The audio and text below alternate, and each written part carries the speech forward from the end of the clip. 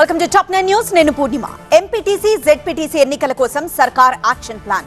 Integrated schools నిర్మాణంలో రాజీ పడద్దన్న CM.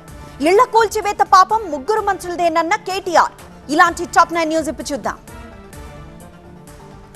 Telangana ప్రభుత్వం కీలక నిర్ణయం తీసుకుంది. ఎంపీటీసీ జెడ్పీటీసీ ఎన్నికల కోసం 99 రోజుల యాక్షన్ ప్లాన్ ని ప్రారంభించింది. రాష్ట్రంలో అభివృద్ధి పనుల యాక్షన్ ప్లాన్ తయారీ కోసం కేబినెట్ సబ్ కమిటీ ఏర్పాటు చేశారు CM Revanth. Sub committee chairman గా డిప్యూటీ సీఎం భట్టి విక్రమార్కను నియమించారు. సభ్యులుగా ఉత్తమ్, శ్రీధర్ బాబు, పొంగులేటిని అపాయింట్ చేశారు. కన్వీనర్ గా ప్లానింగ్ ప్రిన్సిపల్ సెక్రటరీని నియమించారు. అసెంబ్లీ సమావేశాలు ముగిసిన వెంటనే 3 నెలల పాటు మంత్రులు, అధికారులు క్షేత్రస్థాయిలోకి వెళ్లి పరిస్థితులు తెలుసుకోనున్నారు. విద్యాశాఖపై సీఎం రేవంత్ రెడ్డి సమీక్షించారు. కోర్ అర్బన్ రీజియన్ లోని ప్రభుత్వ పాఠశాలల్లో మౌలిక సదుపాయాలపై దృష్టి పెట్టాలని సీఎం అన్నారు. ఇంటిగ్రేటెడ్ స్కూల్స్ నిర్మాణంలో రాజీ పడద్దన్నారు. బ్రేక్ఫాస్ట్ స్కీమ్ ను పకడ్బందీగా అమలు చేయాలన్నారు. విజయ డైరీ నుంచి పాలు సేకరించాలని, మధ్యాహ్న భోజనం నాణ్యతకు ఏఐ టెక్నాలజీ వాడాలన్నారు.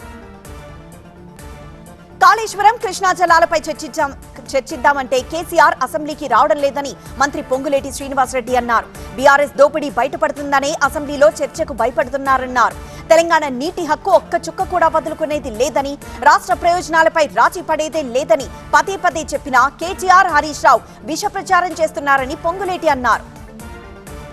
కాళేశ్వరం అప్పుల భారంగా మారాయని, తమ ప్రభుత్వం 70,000 కోట్ల పేమెంట్ చేసిందని మంత్రి పొన్నం తెలిపారు. సిబిఐ విచారణకు అప్పగిస్తే కేంద్రం ఉన్న బీజేపీ విచారణ జరపడం లేదన్నారు. కాళేశ్వరం కేసీఆర్ ఘనతగా చెప్పుకున్నారని, చెడు జరిగితే మాత్రం సంబంధం లేదంటున్నారన్నారు. బీజేపీ, బీఆర్ఎస్ నేతలు విషం చెమ్మడం మానుకోవాలన్నారు. మూసీ ప్రక్షాళన బీఆర్ఎస్, బీజేపీకి ఇష్టం లేదని కాంగ్రెస్ ఎమ్మెల్సీ అద్దంకి దయాకర్ అన్నారు. రేవంత్ పాలనపై కేటీఆర్, హరీష్ పదే పదే అబద్దాలు ప్రచారం చేస్తున్నారన్నారు. గాంధీ సరోవర్ డీపీఆర్ ఇంకా సిద్ధం కాలేదని, అప్పుడే 5,000 కోట్లతో గాంధీ విగ్రహం పెడుతున్నామని బీఆర్ఎస్, బీజేపీ అసత్య ప్రచారం చేస్తోందన్నారు. ఏఐసీసీ అధ్యక్షుడు మల్లికార్జున ఖర్గేను కాంగ్రెస్ వర్కింగ్ ప్రెసిడెంట్ జగ్గారెడ్డి కలిశారు. తెలంగాణలోని తాజా రాజకీయ పరిణామాలపై ఆయనతో చర్చించారు. త్వరలో ఖాళీ అవుతున్న 2 రాజ్యసభ స్థానాలను బీహెచ్ జెట్టి కుసుమకుమార్కి ఇవ్వాలని ఖర్గేను కోరినట్లు జగ్గారెడ్డి తెలిపారు. రెవెన్యూ సదస్సులో 9 లక్షలకు పైగా దరఖాస్తులు వచ్చాయని మాజీ మంత్రి హరీష్ రావు అన్నారు. కాంగ్రెస్ మొండి చేయి చూపిందని చెప్పారు. భూభారత్ లో రిజిస్ట్రేషన్ అయిన తర్వాత కూడా 6 నెలలైనా పాస్బుక్ రావడం లేదన్నారు. స్లాట్ రద్దు చేసిన వారికి 2.5 ఏళ్లైనా ఇంతవరకు డబ్బులు ఇవ్వడం లేదన్నారు. రెవెన్యూ శాఖ అవినీతిలో కూరుకుపోయిందని, తక్షణమే రెవెన్యూ మంత్రి రివ్యూ చేయాలన్నారు. ఖమ్మం జిల్లా వెలుగుమట్లలో కేటీఆర్ పర్యటించారు. భూ బాధితులను పరామర్శించి ధైర్యం చెప్పారు. బాధితులకు న్యాయం జరిగే వరకు బీఆర్ఎస్ పార్టీ అండగా ఉంటుందని భరోసా ఇచ్చారు. అవసరమైతే సుప్రీంకోర్టు వరకైనా వెళ్లి ఫైట్ చేద్దామని పిలుపునిచ్చారు. బాధితులు వారికి జరిగిన అన్యాయాన్ని కేటీఆర్ కు వివరించారు. దేశంలో అప్పుడు ఒరిజినల్ గాంధీ ఉండేవారని, ఇప్పుడు డూప్లికేట్ గాంధీలున్నారని కేటీఆర్ విమర్శించారు. ఇళ్ల కూల్చివేత పాపం ముగ్గురు మంత్రులదేనన్నారు. భూదాన్ బాధితులకు అండగా ఉంటామని ఎంపీ ఈటెల రాజేందర్ అన్నారు. ఖమ్మం శత్రు దేశమా, అక్కడున్న వారు నక్సలైట్ల, యుద్ధాన్ని తలపించేలా ప్రభుత్వం వ్యవహరిస్తోందన్నారు. మూసీ ప్రక్షాళన పేరుతో పేదల ఇళ్లను కూల్చొద్దన్నారు. కొందరికి హైడ్రా కొమ్ము కాస్తోందని చెప్పారు. పెద్దల జోలికి హైడ్రా ఎందుకు వెళ్లడం లేదని, ఇందిరమ్మ రాజ్యంలో ఇళ్లు కట్టిస్తే రేవంత్ రాజ్యంలో ఇళ్లను కూలుస్తున్నారన్నారు. పుష్కరాలకి ముందే పోలవరం పూర్తి చేస్తామన్న చంద్రబాబు. మండల్లో మళ్లీ అదే సీన్. చర్చ అంటే ప్రభుత్వం పారిపోతుందన్న బొత్స. ఇలాంటి టాప్ 9 న్యూస్ ఇప్పుడు చూద్దాం. అసెంబ్లీలో ఇరిగేషన్ బడ్జెట్ పై చర్చ జరిగింది. రాష్ట్రంలో ప్రాజెక్టులపై సీఎం చంద్రబాబు క్లారిటీ ఇచ్చారు. రాయలసీమ, ఉత్తరాంధ్ర ప్రాజెక్టులపై డెడ్ లైన్ పెట్టుకుని పనిచేస్తున్నామన్నారు. పుష్కరాలకి ముందే పోలవరం పూర్తి చేస్తామని చెప్పారు. నల్లమల్ల సాగర్ తో తెలుగు వారికి లాభం తప్ప నష్టం ఉండదన్నారు. లడ్డూ కల్తీపై చర్చ ప్రారంభం కాకుండానే మండలి వాయిదా పడింది. ప్రభుత్వం స్టేట్మెంట్ ఇస్తుందని మంత్రి పయ్యావుల వాదించారు. స్టేట్మెంట్ తర్వాత ఎన్ని గంటలైనా చర్చిస్తామన్నారు. తెల్లవారుజామున 2 గంటల వరకైనా తాము చర్చకు రెడీ అన్నారు. వైసీపీ సభ్యులు వాకౌట్ చేయకుండా సభలో ఉండాలన్నారు. ప్రభుత్వమే చర్చ అంటే పారిపోతుందని వైసీపీ ఎమ్మెల్సీ బొత్స ఆరోపించారు. హెరిటేజ్ దోపిడీ బయటపడుతుందని వారికి భయమన్నారు. హెరిటేజ్ కు దోచిపెట్టే కుట్రలు జరుగుతున్నాయని చెప్పారు. లడ్డూ కల్తీ అంటూ కోట్లాది భక్తుల మనోభావాలు దెబ్బతీస్తున్నారని బొత్స విమర్శించారు. బీజేపీ ఎమ్మెల్సీ సోము వీర్రాజుపై దాడి జరిగిందన్నది పచ్చి అబద్దమని ఏపీ మండలి చైర్మన్ మోషన్ రాజు అన్నారు. సోము వీర్రాజుపై వైసీపీ సభ్యులు దాడికి ప్రయత్నించారన్న మాటల్లో వాస్తవం లేదన్నారు. వైసీపీ సభ్యులు వెల్లో ఉండగానే వీర్రాజు కూడా వచ్చారని చెప్పారు. రేపు మండల్లో లడ్డూ వ్యవహారంపై చర్చిస్తారో లేదో చెప్పలేమన్నారు. పరిశ్రమలకు క్లీన్ ఎనర్జీ కీలకమని మంత్రి అనకాని సత్యప్రసాద్ అన్నారు. క్లీన్ ఎనర్జీ ప్రాజెక్టులకు లీజు ద్వారా అసైన్డ్ భూములను కేటాయిస్తామని చెప్పారు. ఎకరాకు ఏడాదికి 31,000కు లీజుకి ఇస్తామన్నారు. 10 లక్షల కోట్ల ఎనర్జీ ప్రాజెక్టులు వస్తాయని 7.5 లక్షల మందికి ఉపాధి కలుగుతుందన్నారు. విజయవాడ కలెక్టరేట్ లో NH-65 పై ఎంపీ కేశినేని చిన్ని సమీక్షా సమావేశాన్ని నిర్వహించారు. 45 రోజుల్లో వెస్ట్ బైపాస్ పూర్తి చేస్తామన్నారు. ట్రాఫిక్ సమస్యలకు శాశ్వత పరిష్కారం తీసుకొస్తామని చెప్పారు. మెట్రో ప్రాజెక్టు ఆలస్యంతో ఫ్లైఓవర్ పనులు ఆగాయని, మెడికల్ కాలేజ్ నుంచి నిడమనూరు వరకు 6 లేన్ల ఫ్లైఓవర్ ఇప్పటికే అనుమతి వచ్చిందన్నారు. రైతులకు ఇబ్బంది లేకుండా భూసేకరణ చేస్తామని చెప్పారు.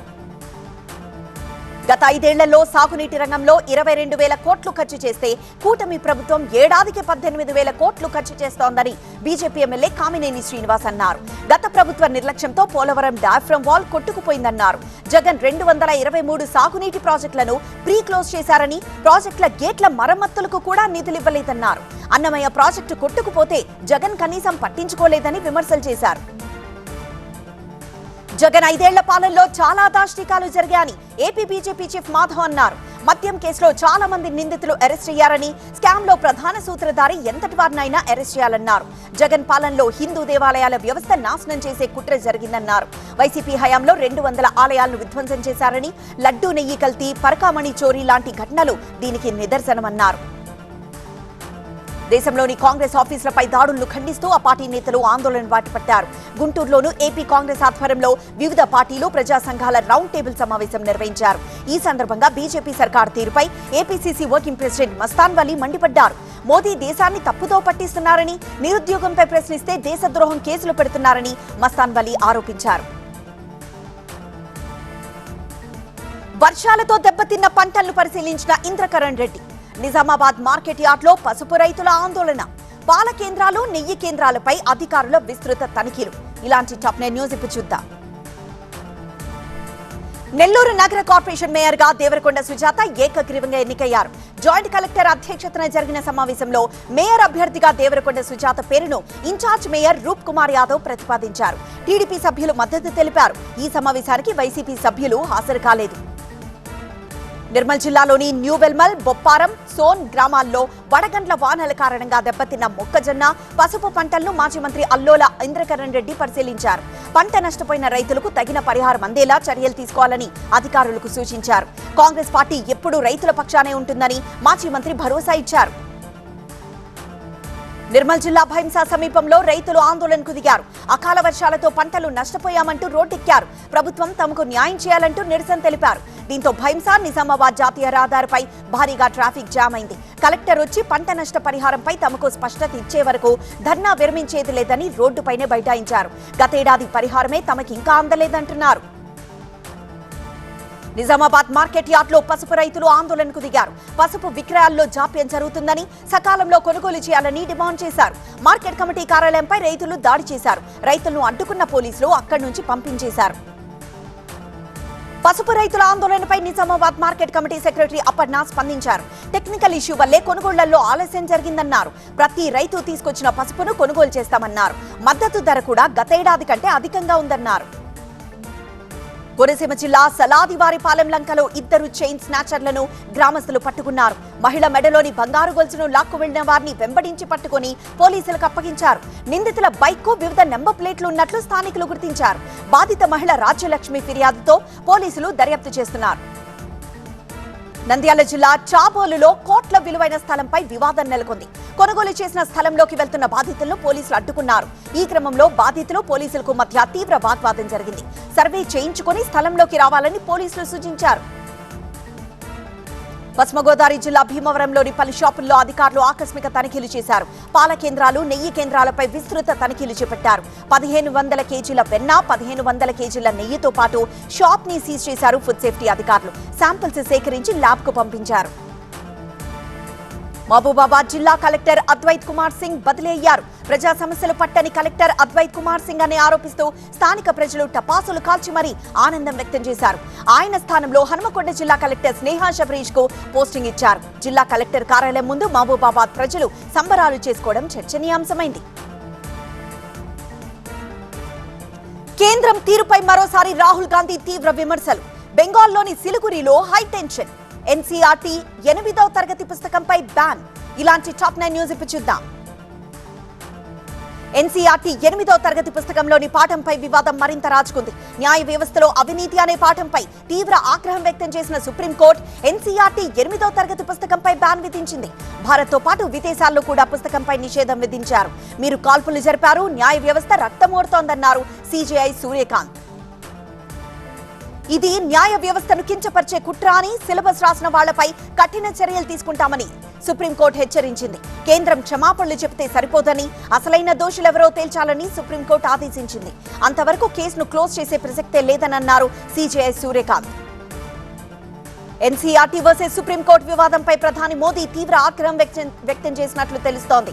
ఇజ్రాయెల్ పర్యటనకు ముందే మంగళవారం జరిగిన కేబినెట్ సమావేశంలో ఈ వివాదంపై మోదీ తీవ్ర అసహనం వ్యక్తం చేశారు. న్యాయ వ్యవస్థలో అవినీతి అన్న పాఠాన్ని ఎవరు రాశారని, సిలబస్ లో ఎవరు పెట్టారని కేంద్ర మంత్రులను మోదీ ప్రశ్నించినట్లు తెలుస్తోంది. బాధ్యులపై కఠిన చర్యలు తీసుకోవాలని మోదీ ఆశించినట్లు సమాచారం.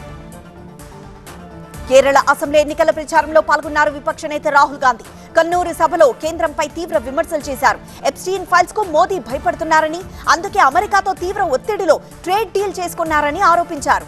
రైతులు దేశానికి వెన్నెముక్క అన్న రాహుల్ గాంధీ అమెరికాతో ట్రేడ్ డీల్ కారణంగా భారత రైతులకు తీరని నష్టం జరుగుతుందన్నారు. ఢిల్లీలో జరిగిన ఏఐ సమ్మిట్ లో శాంతియుతంగా నిరసన తెలిపిన కాంగ్రెస్ కార్యకర్తలను అన్యాయంగా అరెస్ట్ చేశారన్నారు రాహుల్ గాంధీ. ప్రజాస్వామ్యంలో ప్రతి ఒక్కరికి నిరసన తెలిపే హక్కు ఉంటుందన్నారు. ఇది ఉత్తర కొరియా కాదు, భారత్ అన్నారు రాహుల్ గాంధీ. బెంగాల్లోని సిలిగురిలో తీవ్ర ఉద్రిక్తత చోటు చేసుకుంది. బెంగాల్, అసోం రాష్ట్రాల్లో తమ హక్కులను కాలరాస్తున్నారని ఆరోపిస్తూ ఆదివాసీ సంఘాలు భారీ ర్యాలీ చేపట్టాయి. బ్యారికేడ్లు తొలగించి ముందుకు దూసుకువెళ్లేందుకు ఆందోళనకారులు ప్రయత్నించారు. దీంతో ఆదివాసీలకు పోలీసులకు మధ్య ఘర్షణ చెలరేగింది. ఆందోళనకారులు పోలీసులపైకి రాళ్లు రువ్వారు. కేరళ స్టోరీ 2 సినిమాకు హైకోర్టులో గట్టి ఎదురుదెబ్బ తగిలింది. కేరళ స్టోరీ 2 విడుదలపై కేరళ హైకోర్టు స్టే విధించింది. సెన్సార్ బోర్డు తీర్పుపై హైకోర్టు తీవ్ర ఆగ్రహం వ్యక్తం చేసింది. సినిమా సరిగా చూడకుండానే సెన్సార్ సర్టిఫికేట్ ఇచ్చారని ఆగ్రహం వ్యక్తం చేసింది. సినిమాలో ఎలాంటి వివాదాస్పదమైన దృశ్యాలు లేవని కేరళ హైకోర్టుకు కేంద్రం తెలిపిన మరుసటి రోజే ఈ తీర్పు వచ్చింది. ఉత్తరప్రదేశ్ సీఎం యోగి వర్సెస్ శంకరాచార్య అవిముక్తేశ్వరానంద వివాదం కొత్త మలుపు తిరిగింది. అవిముక్తేశ్వరానంద తన ఆశ్రమంలోని శిష్యులపై అత్యాచారం చేసినట్లు మెడికల్ రిపోర్టులో తేలింది. ఇప్పటికే శంకరాచార్యపై పోలీసులు పోక్సో కేసు నమోదు చేశారు. మరోవైపు అలహాబాద్ హైకోర్టులో శంకరాచార్య ముందస్తు బెయిల్ పిటిషన్ దాఖలు చేశారు. బంగారం స్మగ్లింగ్ కేసులో అరెస్ట్ అయిన కన్నడ నటి రన్యారావుకు మరో షాక్ తగిలింది. ఈడీ దాఖలు చేసిన ఛార్జ్షీట్ లో ఆమె పేరు కూడా ఉంది. రన్యా పేరుతో పాటు ఆమె సహాయకుడిగా భావిస్తోన్న తరుణ్ కొండూరు, బళ్ళారికి చెందిన గోల్డ్ డీలర్ సాహిల్ జైన్ పేర్లను ఈడీ ఛార్జ్షీట్ లో చేర్చింది. 2700 గజాల ప్రభుత్వ స్థలం చుట్టూ హైడ్రా ఫెన్సింగ్. రోజు రోజుకు పెరుగుతున్న ప్రధాని మోదీ క్రేజ్. మొదలైన రాజ్యసభ ఎన్నికల నామినేషన్ల ప్రక్రియ. ఇలాంటి టాప్ 9 న్యూస్ ఇప్పుడు చూద్దాం. ఏపీ లిక్కర్ కేసులో ముప్పిడి అవినాష్ రెడ్డికి విజయవాడ ఏసీబీ కోర్టు రేపటి వరకు రిమాండ్ విధించింది. రిమాండ్ రిపోర్టులో సిట్ కీలక విషయాలు వెల్లడించింది. ఆర్థిక లావాదేవీల్లో అవినాష్ కీలక పాత్ర పోషించారని, ప్రభుత్వ పెద్దలతో సమావేశాలు నిర్వహించారని సిట్ స్పష్టం చేసింది. కొత్త బ్రాండ్లను తీసుకురావడంలో కీలక పాత్ర పోషించారని, రాజ్కేశిరెడ్డితో కలిసి నేరానికి పాల్పడ్డారని సిట్ తెలిపింది. జూబ్లీహిల్స్ రోడ్ నంబర్ 36 లో అగ్ని ప్రమాదం జరిగింది. మంగళగౌరి షాపింగ్ మాల్ లో మంటలు చెలరేగి భారీగా మంటలు ఎగిసిపడ్డాయి. ఆ ప్రాంతమంతా దట్టంగా పొగలు అలుముకున్నాయి. సకాలంలో అక్కడకు చేరిన అగ్నిమాపక సిబ్బంది మంటలను అదుపు చేశారు. రంగారెడ్డి జిల్లా గండిపేట మండలం నెక్నంపూర్ గ్రామంలోని ప్రభుత్వ భూమిని కాజేయాలని చేస్తున్న ప్రయత్నాలకు హైడ్రా చెక్ పెట్టింది. 2700 గజాల ప్రభుత్వ స్థలం చుట్టూ హైడ్రా ఫెన్సింగ్ వేసింది. దీని విలువ 54 కోట్ల వరకు ఉంటుందని చెబుతున్నారు. 37 రాజ్యసభ స్థానాలకు ఎన్నికల నోటిఫికేషన్ విడుదలైంది. మార్చి 5 వరకు నామినేషన్ దాఖలకు అవకాశం ఉంది. మార్చి 16న ఉదయం 9 గంటల నుంచి సాయంత్రం 4 వరకు పోలింగ్ జరగనుంది. అదే రోజు సాయంత్రం 5 గంటలకు ఫలితాలు ప్రకటిస్తారు. రాష్ట్రపతి ముర్ము రేపు రాజస్థాన్లోని జైసల్మేర్ ఎయిర్ ఫోర్స్ స్టేషన్ ను సందర్శించనున్నారు. స్వదేశీ పరిజ్ఞానంతో రూపొందించిన తేలికపాటి యుద్ధ హెలికాప్టర్ ప్రచండ్లో రాష్ట్రపతి ప్రయాణిస్తారు. అనంతరం భారత్ పాకిస్తాన్ సరిహద్దు సమీపంలోని పోఖ్రాన్లో వాయుశక్తి పేరిట నిర్వహించనున్న విన్యాసాలను వీక్షిస్తారు. కేంద్ర హోంమంత్రి అమిత్ షా బీహార్లో పర్యటించారు. అరారియాలో పలు అభివృద్ధి కార్యక్రమాలకు శంకుస్థాపన చేశారు.